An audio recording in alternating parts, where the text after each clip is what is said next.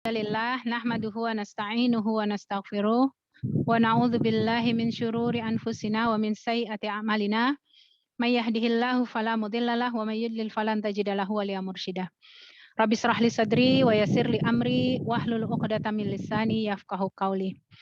Alhamdulillah pada kesempatan siang hari ini kita bisa bersilaturahim kembali yang mudah-mudahan Allah beri kita nikmat dalam waktu-waktu ini bisa kita manfaatkan sebaik-baiknya. Dan tentu kita berharap bisa menjadi husnul khotimah dalam setiap amal-amalan kita. Para muslimah yang dirahmati Allah, insya Allah hari ini kita akan coba membahas tentang pembahasan Riyadhus Shalihin, babnya adalah bersegera dalam kebaikan.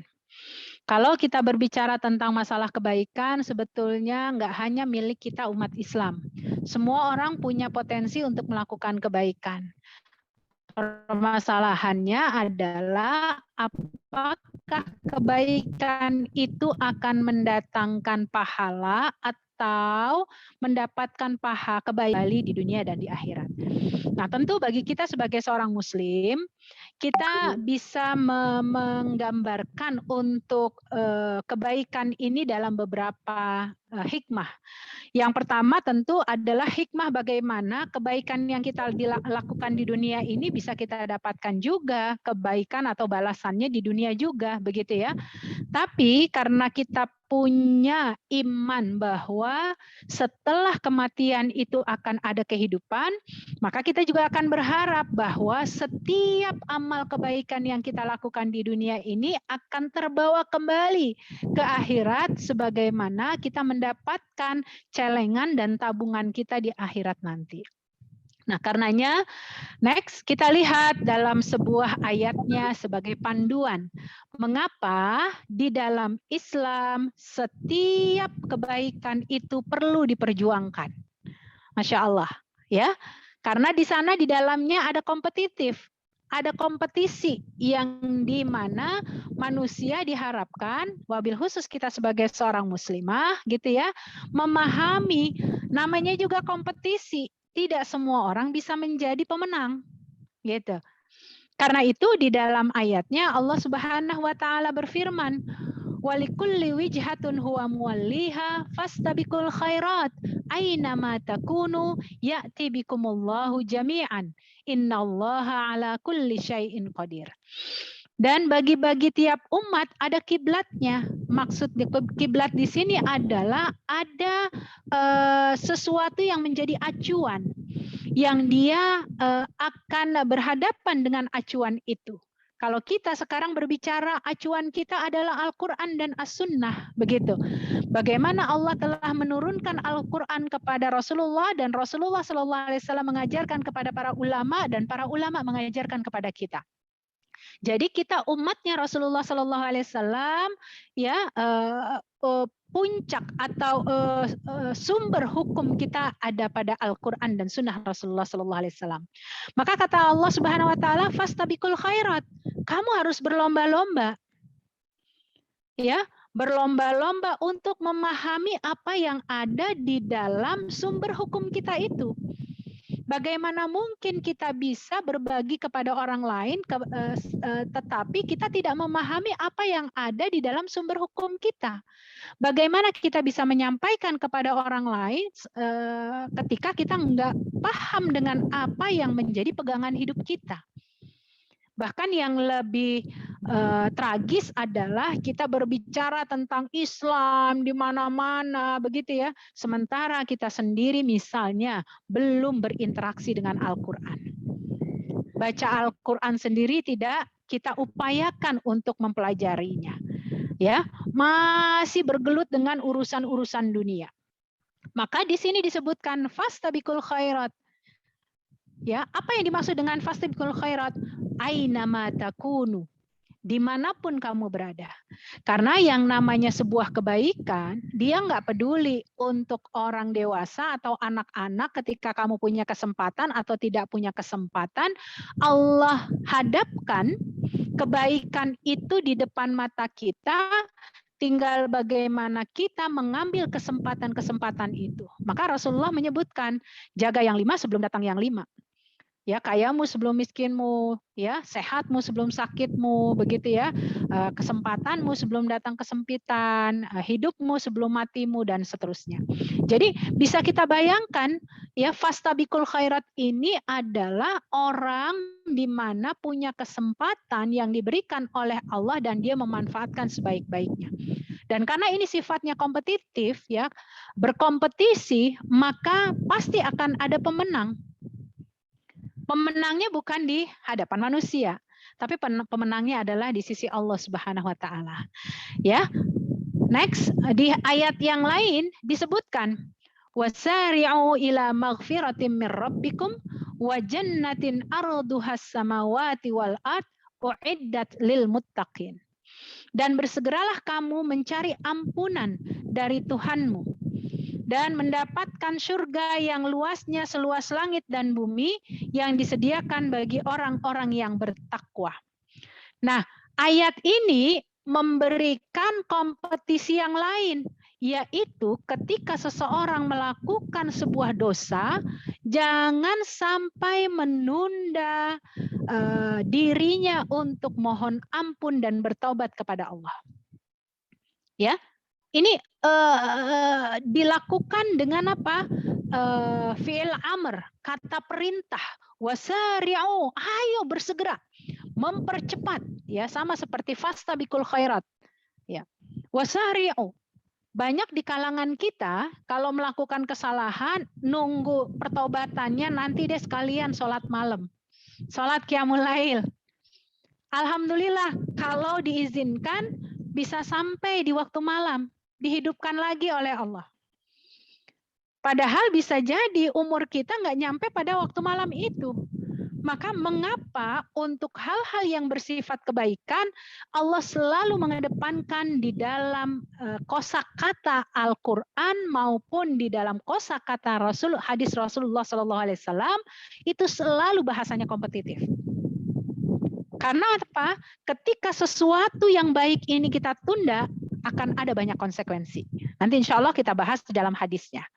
Ya, next, selanjutnya adalah di ayat 41 surat At-Taubah. Infiru khifafan wa thiqalan wajahidu bi amwalikum wa anfusikum fi sabilillah. Ayat ini sekalipun berbicara tentang perang, tetapi para ulama mengambil pemanfaatannya untuk segala bentuk kebaikan. Apa infiru? Berangkatlah kamu. Ya, sama dengan kata-kata fastabiqul khairat, begitu.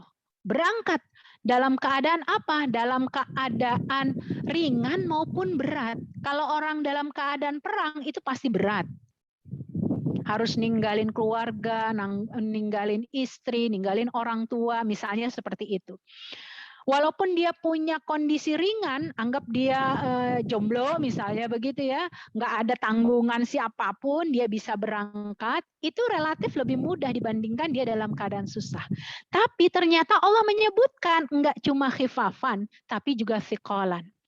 Kamu ringan atau berat, kamu jalanin. Nah, itulah sebuah konsep kebaikan. Kalau kebaikan, anggap kita punya harta ini, kita punya harta kita lagi banyak, ngeluarin itu lebih gampang dibandingkan kita lagi nggak punya.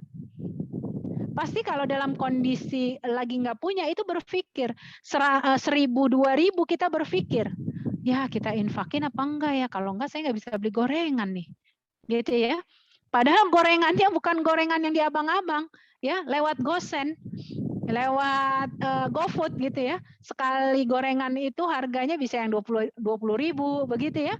Padahal di situ kita masih punya kemampuan untuk berinfak sedekah misalnya seperti itu. Nah, itulah Allah menyebutkannya.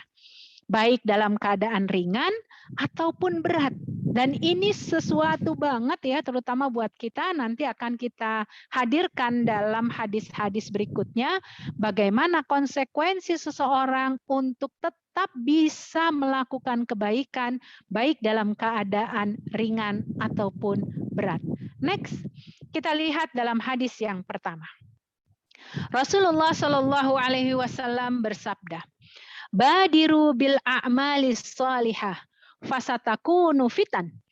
Kakita'il lailil muslim, yusbihur rajulu mu'minan, wa yumsi kafiran. Wa yumsi mu'minan, wa yusbihu kafiran.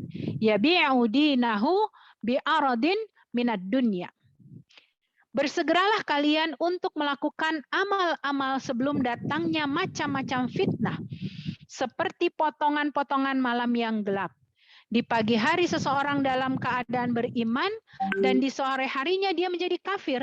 Dan di sore harinya seseorang dalam keadaan beriman, namun di pagi harinya dia menjadi kafir.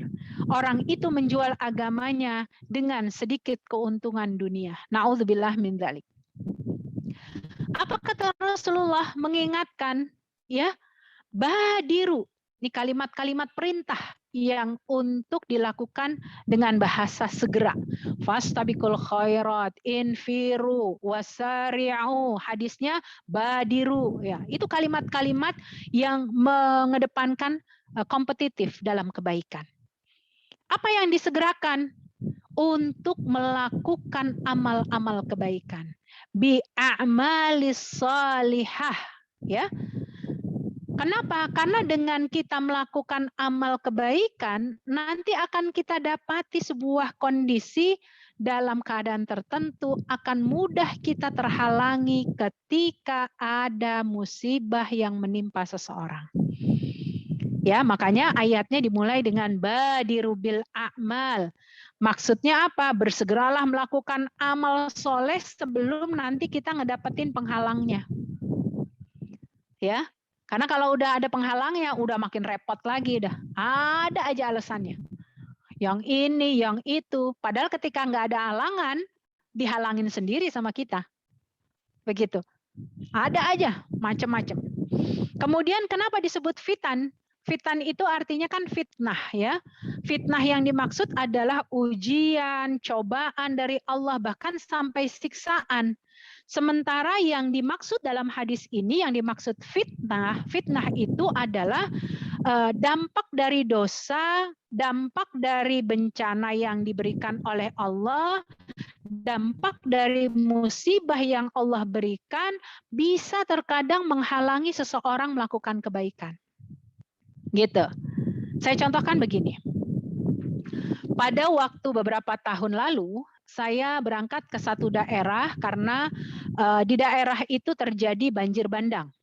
Kemudian kami mendatangi lokasi-lokasi ke penampungan-penampungan, ya. Kemudian kami mencoba memotivasi, memberikan bantuan dan lain sebagainya.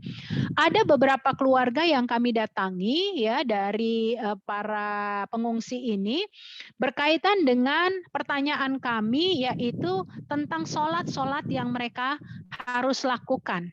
Kemudian ada seorang bapak, ya, ada beberapa orang sebenarnya, tapi ada satu bapak ini yang sangat memberikan pernyataan yang sesungguhnya jauh dari ilmu yang dia punya. Ketika kami tanyakan, Pak, bagaimana dalam kondisi di penampungan ini untuk sholat? Kita mau nggak mikirin sholat deh, Bu, gitu ya. Yang penting sekarang kita bisa dapat makan, bisa dapat penampungan, udah alhamdulillah. Kemudian saya tanya, Bapak Muslim gitu? Iya Muslim. Bapak sholat? Sholat, masa nggak sholat? Tapi kenapa ketika di penampungan Bapak nggak sholat? Nggak ada air, kata dia gitu. Nah, dengan keterbatasan yang dia miliki dari ilmu, menyebabkan dia punya persepsi sendiri. Sehingga dia katakan Allah lebih tahu dengan kekurangan kami, dengan musibah yang Allah kasih ke kita. Maka selama 10 hari di penampungan itu sama sekali dia tidak sholat. Padahal kalau dia punya ilmu, dia akan tahu di balik tidak ada air sehingga dia tidak bisa berwudu, dibolehkan seseorang bertayamum. Ya, tapi karena dia nggak punya keinginan untuk belajar, tidak punya keinginan untuk memperbaiki kedekatannya kepada Allah, maka jadilah sesuatu yang mengakibatkan semakin hilang keberkahannya dari Allah. Terbukti selama 10 hari itu tidak ada perbaikan, ya, walaupun di tempat-tempat lain itu sudah semakin surut dan lain sebagainya. Nah, akhwati fillah rahimakumullah, para muslimah yang dirahmati Allah, inilah yang disebut dengan fitan. Di mana jangan sampai kita baru ingat Allah pada saat Allah nguji. Pada saat Allah kasih kita kekurangan. Waktu kita nggak kekurangan, kemana aja kita? Kira-kira begitu pertanyaannya. Ya, bahkan pada saat kita dalam kondisi tidak dalam keadaan kekurangan, kita melupakan Allah, begitu. Mengapa ketika kita kekurangan, baru kita ingat Allah, seperti itu. Nah ya, dan ini dikatakan dalam hadisnya, wa yumsi kafiron. Kadang-kadang ada orang ketika pagi harinya dia beriman, sore harinya dia bisa kufur. Kufur di sini bisa dua. Bisa kufur yang sesungguhnya dia menjadi murtad, atau bisa yang dimaksud kufur di sini adalah dia menghilangkan rasa syukurnya kepada Allah dari nikmat yang sudah diberikan. Mudah bagi Allah pada saat pagi hari masih bisa bersenang-senang, masih bisa menggunakan fasilitas-fasilitasnya. Tapi ketika di sore hari, Allah angkat semua fasilitas itu. Terbukti adanya tsunami, gempa, kebakaran, itu kan dalam satu waktu. Yang bahkan setiap orang ditimpakan musibah itu tidak bisa dia dapati harta bendanya lagi, kecuali apa yang ada di badannya. Gitu. Ya. Jadi ini sebetulnya teguran bagi kita. Next, apa manfaat atau mutiara yang bisa kita ambil dalam hadis ini? Yang pertama adalah bahwa hadis ini mengajarkan tentang pentingnya kita berpegang teguh kepada agama, berpegang teguh kepada Al-Quran. Karena kalau Al-Quran ini tidak kita jadikan pedoman hidup, cuma kita jadikan pajangan, cuma kita jadikan pegangan gitu ya, kemana-mana bawa Al-Quran tapi baca enggak gitu ya, kemudian kemana-mana bawa Al-Quran tapi kehidupannya jauh dari nilai-nilai Al-Quran, maka pada saat yang bersamaan akan munculnya fitnah-fitnah atau musibah-musibah terjadi pada diri seseorang, tentu dia akan menyalahkan Allah dan dia tentu akan semakin jauh dari Al-Quran. Tapi ketika seseorang itu semakin dekat dengan Al-Quran, dia akan semakin meyakini bahwa setiap ujian yang Allah berikan itu dalam rangka menguatkan dan mengencangkan imannya di sisi Allah. Ini bedanya. Ketika seseorang itu jauh dari Allah dan seseorang itu dekat dengan Allah. Positive thinkingnya itu jauh berbeda dengan orang yang tidak memiliki positive thinking kepada Allah.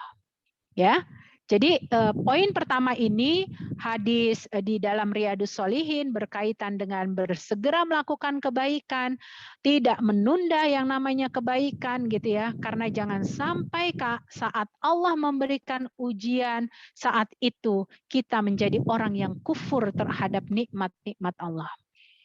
Kemarin, ibu-ibu, saya melakukan perjalanan ke daerah Sukabumi karena ada muhsinin yang ingin memberikan bantuan wakaf. Jadi kita mencoba untuk survei ke tempat tersebut, dan dalam perjalanan pulang ya, karena ada waktunya sudah menjelang sore, kita belum makan gitu ya, kita mampir ke kedai gitu ya, ke kedai makanan. Kita parkir ya, begitu selesai makan ternyata mobil kita dipecahkan kacanya oleh orang yang tidak bertanggung jawab. Ya, ternyata di dalam mobil itu, karena pagi-pagi itu sebelum saya berangkat ke Sukabumi, tetangga itu ada yang meninggal, kemudian saya mandikan jenazahnya dulu, baru kemudian saya berangkat ke Sukabumi. Dilalahnya saya bawa tuh sisa-sisa perlengkapan memandikan jenazah. Nah, apa yang diambil oleh si perampok dari mobil kami itu adalah perlengkapan jenazah, bayangkan. Ya. Karena itu adalah tas, memang kita tinggalkan di dalam mobil.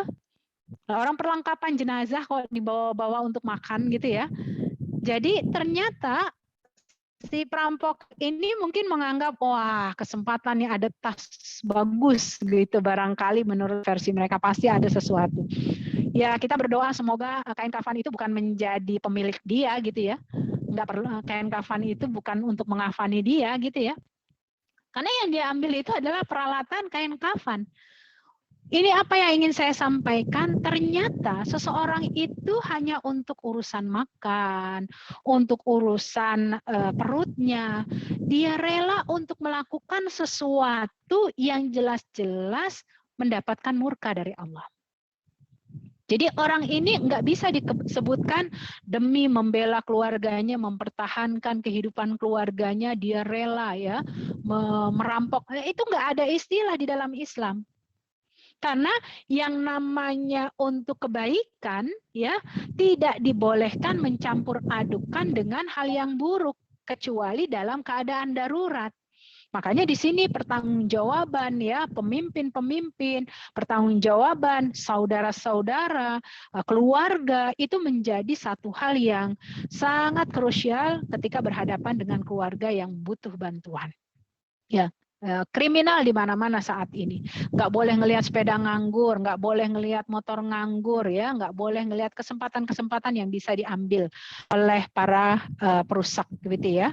Nah, kemudian hadis ini juga mengingatkan kepada kita tentang datangnya fitnah yang akan datang silih berganti. Dulu sebelum kita ada, orang tua kita mendapatkan ujian yang berbeda. Ketika kita hadir saat ini, ujian kita berbeda. Nanti generasi kita selanjutnya di mana bisa jadi kita sudah tidak ada, Allah kasih ujian yang berbeda juga. Jadi setiap kurun waktu, setiap masa itu pasti akan ada ujian yang Allah berikan kepada masing-masing umat. Bagaimana kita sebagai umat muslim memahami bahwa kesempatan sebelum datangnya musibah itu harus kita optimalkan dalam melakukan kebaikan. Kenapa? Karena bisa jadi pada saat musibah itu menimpa kita, belum tentu kita berada dalam kebaikan, bisa melakukan kebaikan tersebut. Tidak ada kesempatan untuk bisa melakukan kebaikan tersebut. Next, kita lihat hadis yang kedua. Hadis yang kedua dibahas tentang masalah ketika Rasulullah Shallallahu Alaihi Wasallam ya sedang melaksanakan sholat, ya, ada salah satunya sahabat yang bernama Sirwa'ah Uqbah bin Haris. Pada saat itu Sirwa'ah mengikuti sholat di belakang Rasulullah Shallallahu Alaihi Wasallam. Begitu selesai salam, Assalamualaikum warahmatullahi wabarakatuh, begitu ya. Tiba-tiba Rasulullah berdiri dan dia berjalan terburu-buru masuk ke rumahnya. Masuk ke rumahnya di sini digambarkan masuk ke rumah salah satu istrinya, digambarkan yaitu Aisyah, karena Masjid Nabawi itu adalah rumah ya dibangun di sana, ada rumah Rasulullah dan bersama Aisyah, begitu ya. Jadi Rasulullah Shallallahu Alaihi Wasallam terburu-buru setelah salam itu sambil ibaratnya dikatakan di sini orang-orang itu takut gitu ya melihat keterburu-buruan Rasulullah ini. Ada apakah gerangan dengan Rasulullah begitu, sampai dia melakukan aktivitas keterburuan itu. Nah, dalam posisi masih bertanya-tanya para sahabat gitu ya, masih duduk di dalam majelis sholat itu, kemudian Rasulullah balik lagi gitu. Ya, karena Rasulullah kembali lagi ke tempat masjidnya. Ada apa? Rasulullah Shallallahu Alaihi Wasallam bersabda, aku ingat sepotong emas, ya, mungkin kalau kita ini kepingan, ya, sebutannya kepingan, kan lagi tren ya, emas gitu ya, kepingan emas gitu ya. Aku teringat, kata Rasulullah, kepingan emas yang ada di tempatku. Sehingga aku tidak ingin kalau barang itu mengganggu pikiranku. Maka aku kembali ke rumah dan aku berikan kepada orang untuk segera dibagikan. Masya Allah, luar biasa. Ya, jadi kalau kita yang terngiang-ngiang justru gimana emas 0,02 kita bisa nambah jadi 0,00 jadi 0,1, bukan juga bukan cuma 0,00 gitu ya. Ntar bertambah lagi jadi 1, jadi 2, jadi 3, jadi 100, jadi dan seterusnya. Walaupun itu boleh-boleh saja ya, karena itu menjadi bagian dari doa kita ya, asalkan apa? Harta-harta yang kita miliki itu benar-benar kita bisa pertanggungjawabkan. Nah, dari hadis ini ternyata kita dapati bagaimana Rasulullah Shallallahu Alaihi Wasallam punya fafazi'ah, punya rasa ketakutan, punya kekhawatiran ketika dia punya harta, ternyata hartanya itu tidak bisa bermanfaat. Masya Allah, luar biasa. Ya, maka para muslimah yang dirahmati Allah, kita dapati hadis ini memiliki makna. Next. Anjuran untuk membersihkan hati dari hal-hal yang bisa melupakan diri kita mengingat Allah. Ya, ternyata hal yang bisa membuat kita lupa dan bisa jadi beribadah tidak khusyuk, ketaatan semakin nggak jelas kepada Allah, faktor dunia. Ya, bahkan Imam Syafi'i pernah menyebutkan di dalam bukunya Al-Um, jika kalian kehilangan sesuatu, maka silahkan kalian sholat 2 rakaat. Kenapa? Ternyata sholat itu kadang-kadang bisa ingat semua. Lagi Allahu Akbar, ya Allah dompet ketinggalan di kamar mandi gitu ya. Aduh kunci ketinggalan di lemari gitu. Aduh dompet macam-macam. Itu semua ingat ketika di mana? Ketika sedang sholat. Jadi mengapa Rasulullah SAW sering mengingatkan kepada para sahabat, arihna bis sholah. Ayo kita istirahatkan badan dan pikiran kita dengan sholat. Tapi justru kalau umatnya mayoritasnya sholat menjadi ajang nginget urusan yang lain. Bukan menenangkan jiwa.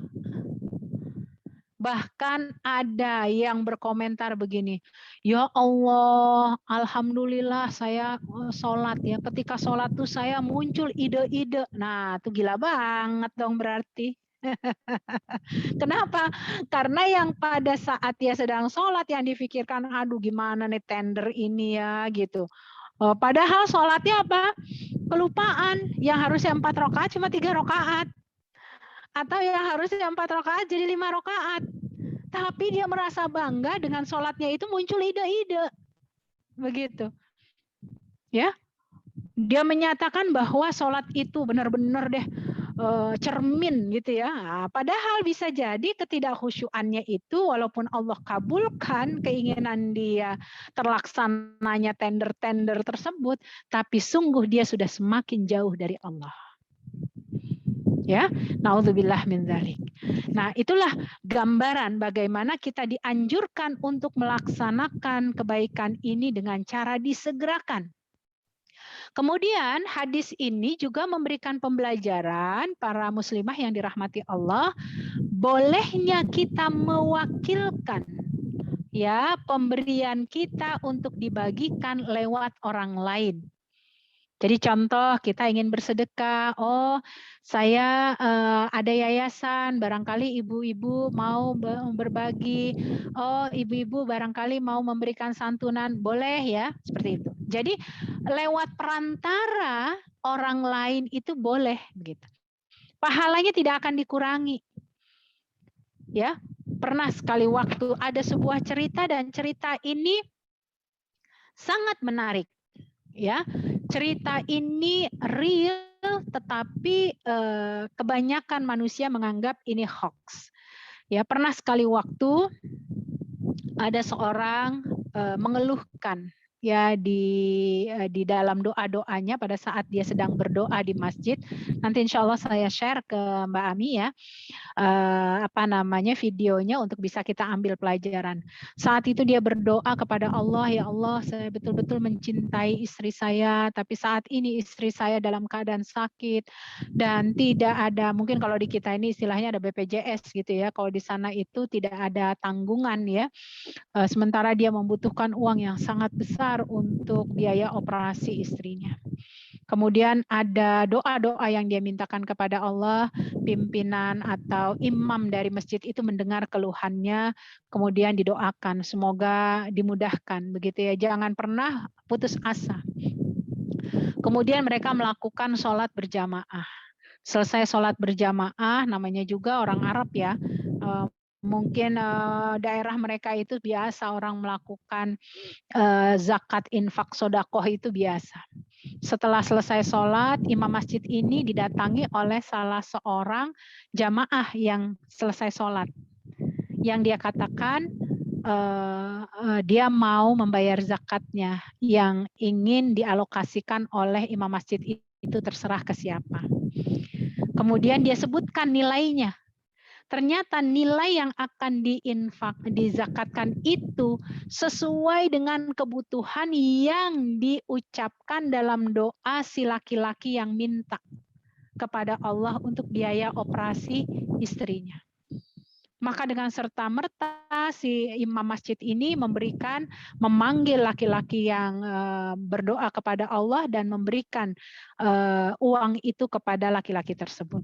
Jadi dalam satu waktu Allah kabulkan doa orang yang betul-betul meminta kepada Allah. Walaupun kita dapati peristiwa ini adalah peristiwa yang langka, tapi dengan kejujuran hati kita, permohonan kita kepada Allah, dan kita tidak hubud dunia untuk bisa ikhlas membantu orang lain, Allah pun akan memudahkan segala urusan kita. Dan itulah yang dilakukan oleh Rasulullah. Itulah yang dilakukan oleh para sahabat Rasulullah SAW. Ya, kemudian mengosongkan hati dari segala bentuk urusan duniawi. Ya, bukan berarti nggak boleh. Dalam Al-Quran itu disebutkan walatan sanasi baka minad dunia. Untuk urusan dunia itu kamu juga nggak boleh lupa. Lah wong makan urusannya dunia, wong tidur juga urusannya dunia, beribadah pun juga urusannya dunia. Tapi bagaimana segala sesuatu yang kita punyai ini di dunia menjadi wasilah kita, menjadi perantara kita untuk mendapatkan keberkahan akhirat. Ya, jadi memang kita mengupayakan bagaimana setiap aktivitas kita ini bisa mendapatkan kebaikan. Ya, melakukan aktivitas kebaikan kita itu dengan cara disegerakan. Ya,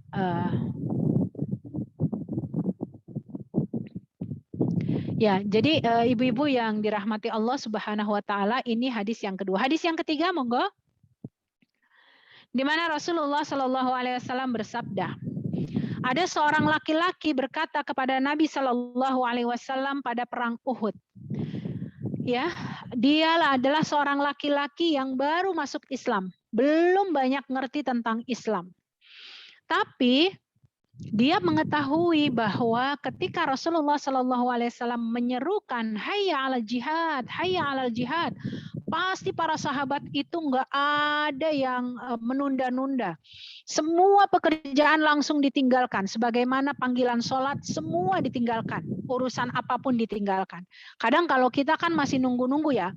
Ntar lu udah nanggung nih, masih 2 baris lagi nulisnya gitu ya. Nanggung masih makan kira-kira 4 suap lagi gitu ya. Nah kalau para sahabat ketika satu panggilan sholat, mereka pasti ninggalin begitu mendengar azan. Yang kedua ketika Rasulullah menyerukan tentang jihad, mereka pasti ninggalin. Nah laki-laki ini adalah orang yang belum lama masuk Islam. Jadi dia perlu banyak belajar, kira-kira lah seperti itu. Nah, ketika dia mendengar Rasulullah Shallallahu Alaihi Wasallam mengajak untuk berperang di perang Uhud, kemudian dia tanya, menurutmu jika aku ikut perang kemudian mati di medan perang itu, posisi aku ada di mana ya Rasulullah? Kemudian Rasulullah menjawab, qala al-jannah, fil jannah. Kamu ada di surga. Padahal saat itu dia tengah pegang apa? Tengah pegang kurma yang pengen makan gitu.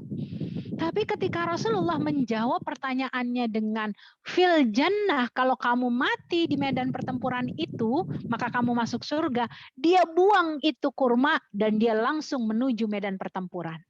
Ternyata sesuai dengan keinginannya, dia berperang sampai akhirnya dia wafat. Maka Rasulullah SAW sudah mendoakannya menjadi syuhada. Luar biasa. Laki-laki ini bersegera, gitu ya. Enggak nunggu, ya entar dulu nanggung nih 4 korma, kali aja buat nambah tenaga gitu ya. Buat nambah energi, ternyata enggak. Dia buang kurma itu untuk bisa menyambut yang namanya surganya Allah. Karena kesempatan itu enggak datang 2 kali. Kesempatan itu enggak datang untuk 4-5 kali kemudian. Saya pernah berhadapan dengan seorang ayah bercerita.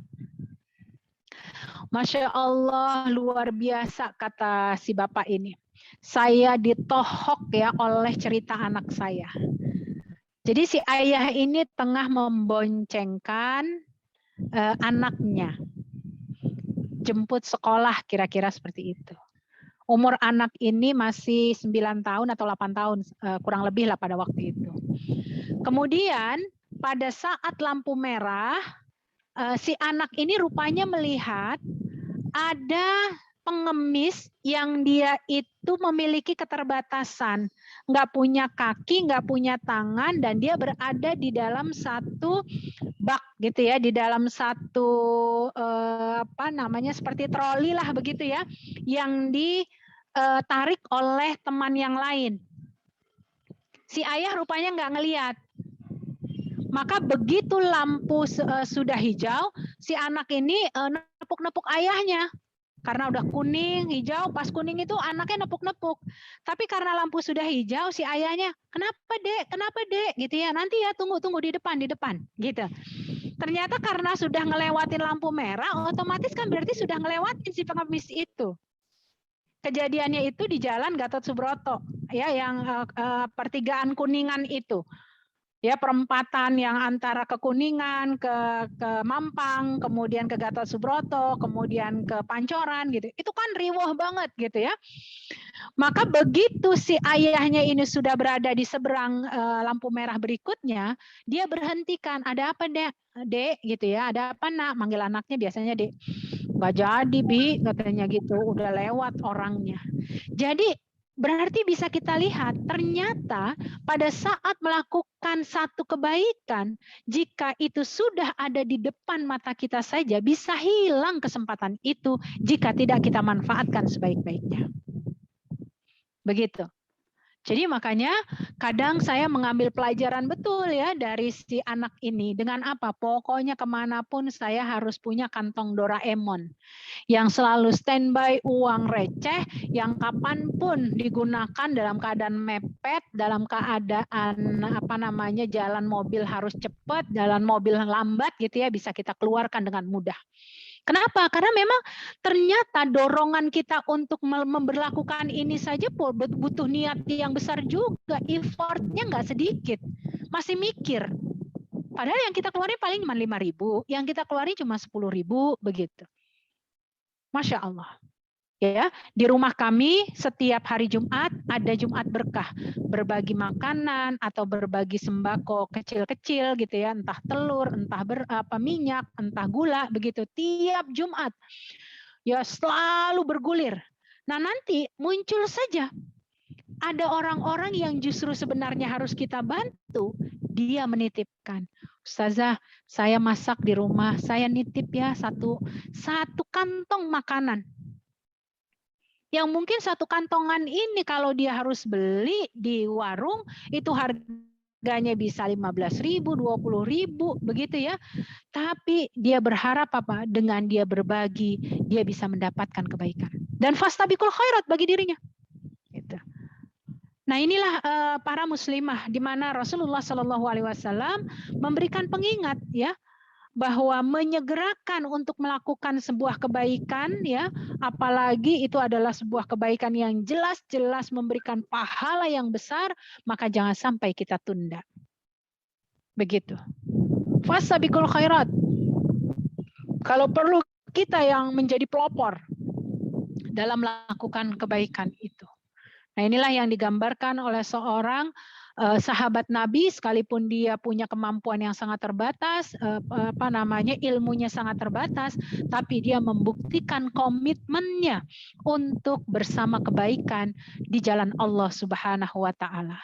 Dan tentu bagi orang yang tidak paham tentang sebuah ilmu gitu ya, dan dia tidak bertanya, maka bisa jadi dia akan menyalahgunakan kesempatan musibah yang diberikan oleh Allah dengan cara memberikan kemudahan bagi dirinya sendiri. Ya, seperti tadi saya contohkan, ketika di penampungan dia tidak sholat gitu. Kenapa? Karena dia nggak punya ilmu, gitu ya. Padahal dia punya kemudahan untuk melakukan sholat dengan cara tidak berwudu, melainkan dengan tayamum. Kalaupun dia tidak bisa berdiri, maka dia boleh duduk. Kalaupun dia nggak bisa duduk, dia bisa berbaring. Jadi semua kaedah-kaedah dalam menjalani ketaatan kepada Allah tidak kita perbaiki, maka jangan salah akhirnya kalau kita semakin dijauhkan oleh Allah. Ya, bukan kita yang makin dijauhkan, melainkan kita yang menjauhkan diri dari Allah Subhanahu wa taala. Makanya barang siapa jujur kepada Allah dalam mencari kesyahidan, ya, pasti akan Allah berikan jalannya. Setiap kita harus punya keinginan untuk menjadi orang yang melakukan amal soleh. Harus punya cita-cita, ya Allah berikan saya kemudahan untuk senantiasa melakukan amal soleh. Harus punya keinginan. Karena apa? Dengan keinginan kita ini dibarengi dengan ilmu, dibarengi dengan niat yang baik, maka insya Allah akan Allah kasih jalannya. Allah akan mudahkan. Saya tidak berpanjang-panjang karena kita sampai jam 1.15 ya. Apa dibuka tanya jawab, Mbak Ami? Oh iya, nggak apa-apa, mungkin dilanjut aja. Kayak jam 1 ya? Iya. Ya, 1:05 boleh deh sedikit. 1:05, ya. Ya. Ya, kita lanjut kepada hadis berikutnya. Ya. Nah, ini hadis yang harusnya nyentil banget buat kita. Ya, harus nyentil nih buat kita. Kalau nggak nyentil nggak tahu deh, gitu ya. Apa kata Rasulullah Shallallahu Alaihi Wasallam dalam hadisnya? Ada seorang laki-laki datang kepada Rasulullah Shallallahu Alaihi Wasallam. Ja'a rajulun ilan Nabi Shallallahu Alaihi Wasallam faqal, ya Rasulullah, ayyu sadaqati a'zamu ajr? Mana sih sodakoh yang paling gede pahalanya? Kita kan pengennya gitu ya, kayak sistem ekonomi, ngeluarin sedikit-dikitnya tapi dapat keuntungan sebanyak-banyaknya gitu. Itu prinsip ekonomi kan begitu. Ya. Nah, orang ini juga gitu, mana sih sedekah yang paling baik gitu ya. Maka Rasulullah bersabda, anta sadaqah wa anta sahihun. Kamu bersedekah pada saat kamu masih sehat dan masih muda. Ayo yang aku muda. Gitu. Kenapa? Karena ketika orang sakit itu seringnya memang infak sedekah. Minta didoain sama anak yatim ya supaya sakitnya terangkat, supaya sembuh kan gitu. Tapi giliran sehat lupa nyantunin. Giliran sehat lupa infak sedekah. Itulah mengapa Rasulullah menyebutkan ya, wa anta sahih, wa anta, kamu itu dalam keadaan sehat. Ya, kamu dalam keadaan yang enggak sakit gitu. Ya, karena itulah posisi sedekah yang paling baik. Sedekah pada saat kamu sedang sehat. Kenapa? Karena cenderung kalau orang sedang sehat, syahihun. Dia kikir. Mikir, nih gajian, ya, oh bulan ini gue pokoknya harus ganti kacamata.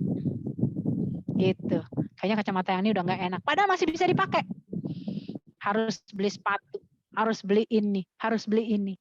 Jadi berpikir sodakohnya itu belakangan. Gitu. Ya.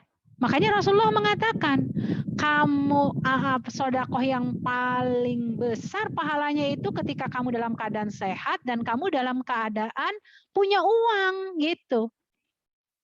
Kamu lagi kaya, kenapa? Karena kalau kamu lagi sehat, lagi kaya tuh biasanya cenderung kikir, mikir. Ini buat pengeluaran ini buat pengeluaran itu gitu. Padahal semuanya pengeluaran pribadi. Jilbab udah ada 1 lemari, pengen ada lagi gitu ya. Baju udah ada 2 lemari, pengen ada lagi gitu. Jadi seolah-olah tiap bulan uang yang kita keluarin itu harus ada sesuatu barang baru buat diri kita. Makanya nggak kelar-kelar kalau kayak begitu. Syahih ya, kikir orang seperti ini. Tahsyal faqr. Dan orang ini takut dia akan fakir. Biasanya orang yang udah biasa pegang uang banyak, bla bla bla, itu punya rasa khawatir. Aduh, uang gue tinggal segini gitu. Berapa uang lo? Tinggal 100 juta. Padahal masih ada yang fakir, nggak megang duit sama sekali. Jangankan mikir hari ini makan apa aja nggak tahu, gitu. Ya. Jadi kebanyakan dia takut. Takut apa? Takut menjadi fakir dan engkau sangat berharap untuk menjadi kaya. Tetapi janganlah engkau menunda-nunda sehingga apabila nyawamu telah sampai di kerongkongan, barulah kamu berbicara. Ini tolong sedekahin buat ini, buat panti itu, buat janda ini, baru ngomong. Padahal nafasnya sudah satu-satu gitu. Jadi buat saya secara pribadi menohok sekali. Ya syukur-syukur menohok juga buat yang mendengar dari hadis ini. Karena kita diberikan kesempatan oleh Allah, nikmat sehat, nikmat memiliki harta, nikmat untuk bisa berbagi. Maka bagaimana kita memanfaatkan semua yang Allah berikan ini dengan bersedekah. Ya, memberikan sedekah dalam keadaan sehat itu ternyata lebih utama. Next. Ya, memberikan sedekah pada saat kita sehat itu lebih utama daripada sakit. Karena biasanya orang-orang yang sedang sehat itu relatif kikir. Ya. Maka ketika dia bersikap dermawan pada saat dia sehat dalam keadaan dia kaya, disitulah teruji keikhlasan seseorang. Teruji keikhlasan hatinya, bagaimana kecintaannya kepada Allah dan bagaimana empatinya kepada orang di sekitarnya.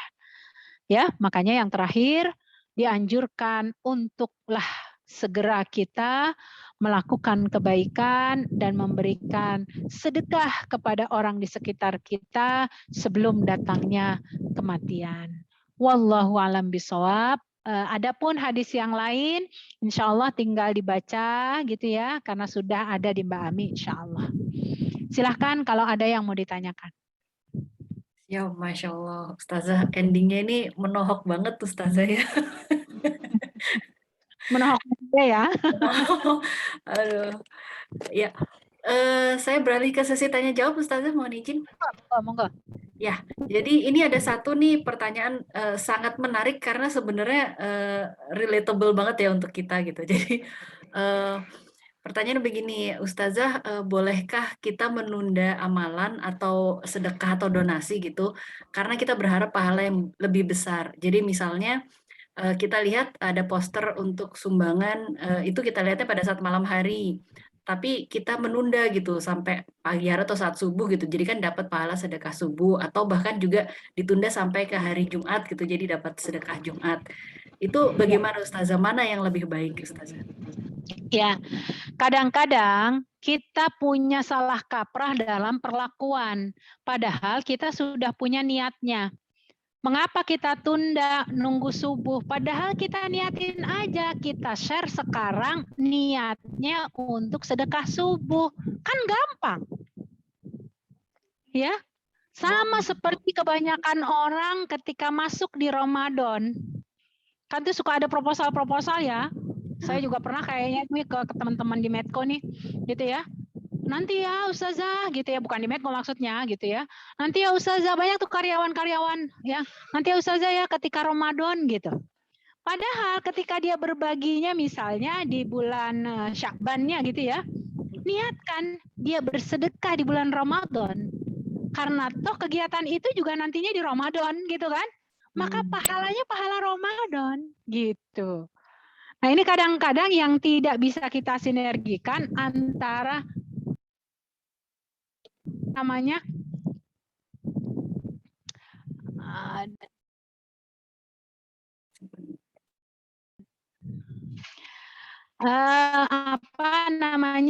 ada yang salah persepsi tentang masalah niat itu. Padahal dengan niat kita seperti tadi gitu ya, itu udah tuntas, Masya Allah. Kebayang nggak sih kalau malam itu kita nggak dibangunin lagi? Kan nggak bisa sedekah. Cuma baru niat doang, walaupun dengan niat itu kita bisa dapat pahala. Tapi kan pahala pada saat kita melakukannya tentu sangat jauh berbeda juga dengan pahala hanya sekedar niat, kan begitu. Maka kalau saya secara pribadi ini sedang saya maintenance gitu ya.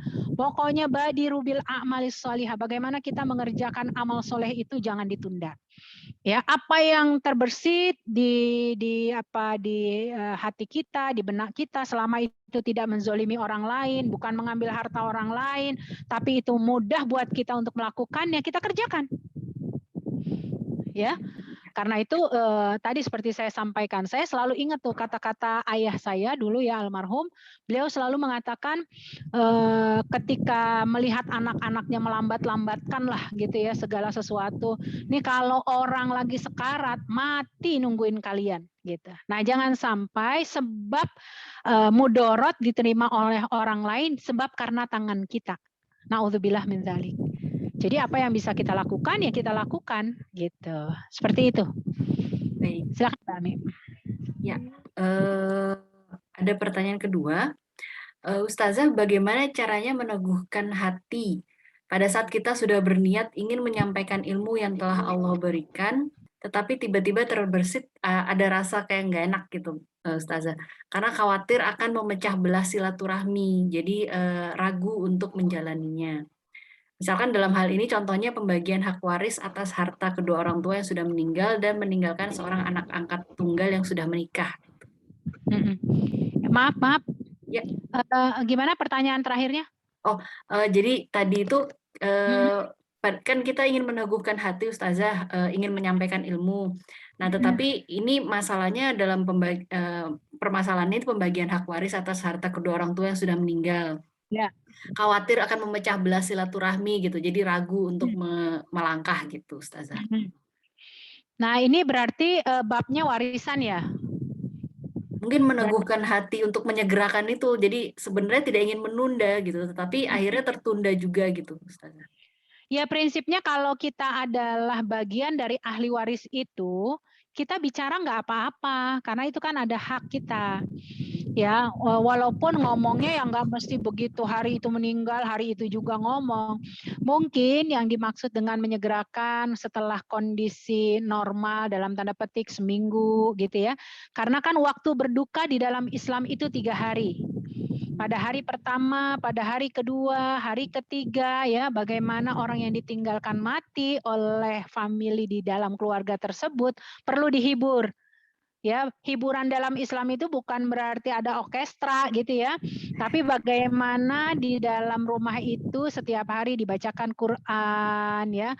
Kalau mungkin kan di tengah masyarakat kita ini ada yasinan dan lain sebagainya, itu minimal dalam 3 hari yang disebutkan.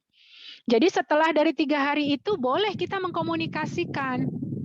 Ini kan masalahnya apa?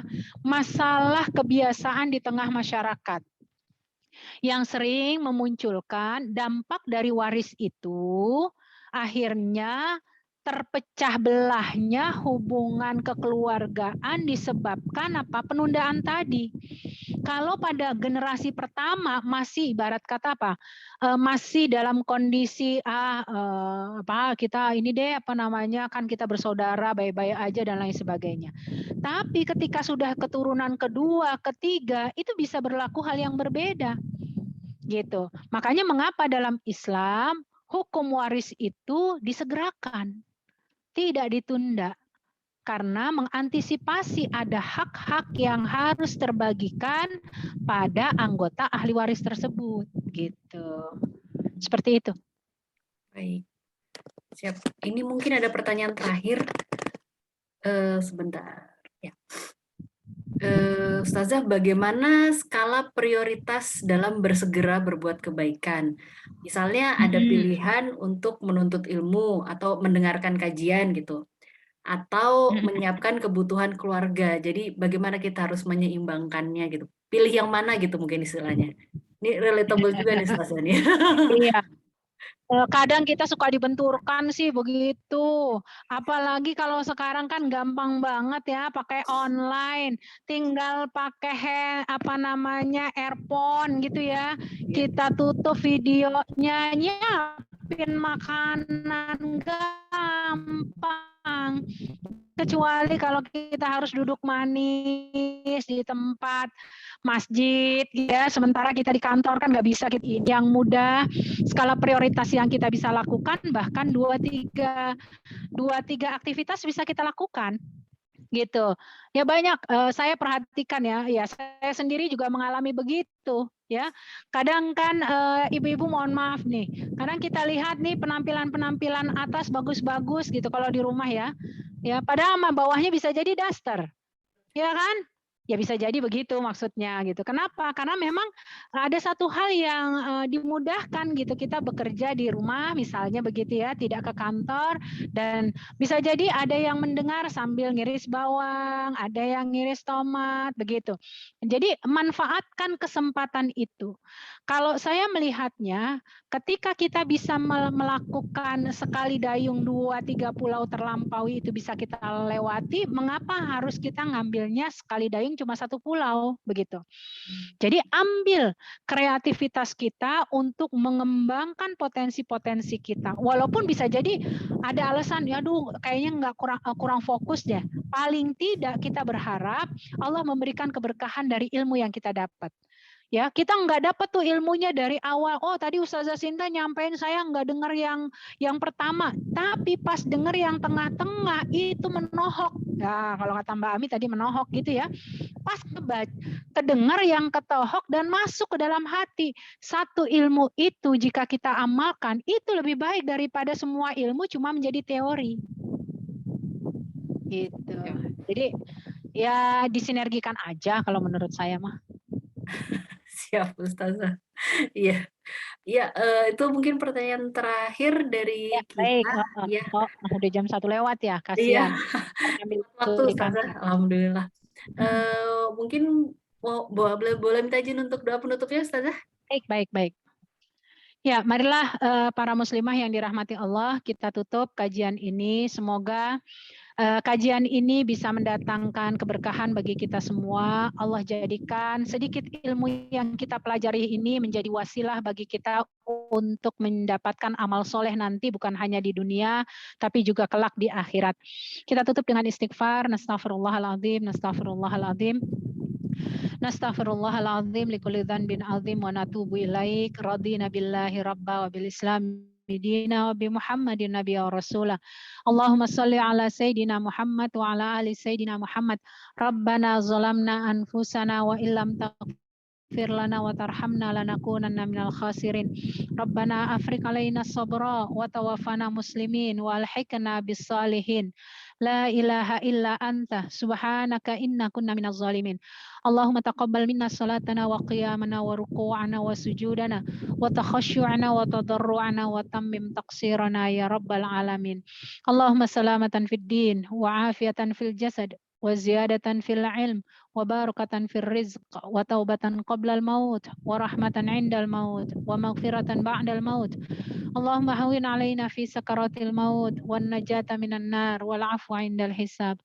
اللهم إنا نسألك رضاك والجنة ونعوذ بك من سخطك والنار.